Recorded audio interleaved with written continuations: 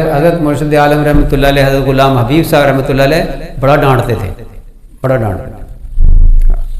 ایک مرتبہ فیصل آباد تشریف لائے ہوئے تھے، ہم جھنگ، اس وقت جھنگ میں رہتے تھے، جھنگ سے ہم فیصل آباد حضرت کے صحبت میں رہ کچھ دیر وقت گزارنے کے لیے ہم جھنگ سے جماعت بنا کر فیصل آباد پہنچ گئے، اور اپنے ہم بسترے لے گئے، اپنے ہم برتن لے گئے۔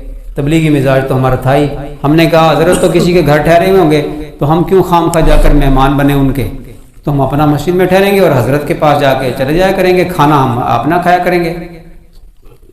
تو جب ہم وہاں جا کے ہم نے ڈیرے ڈالے، میزبان کو پتہ چلا، اس نے کہا جی ضرورت ہی کوئی نہیں ہے برتن کی، ہمارے پاس جگہ ہے، آپ آؤ سارے ادھر۔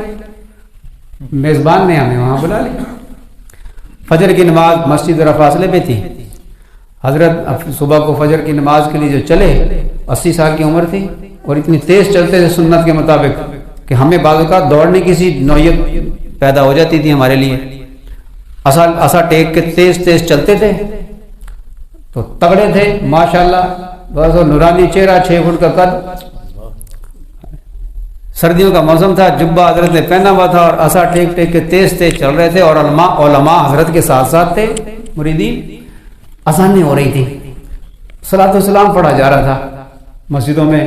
حضرت نے علماء کو دائیں بائیں جو تھے نا ان کو فرمایا، ہاں مولویو، یہ سپیکروں پہ بدعتیں ہو رہی ہیں اور تم سوئے پڑے ہو۔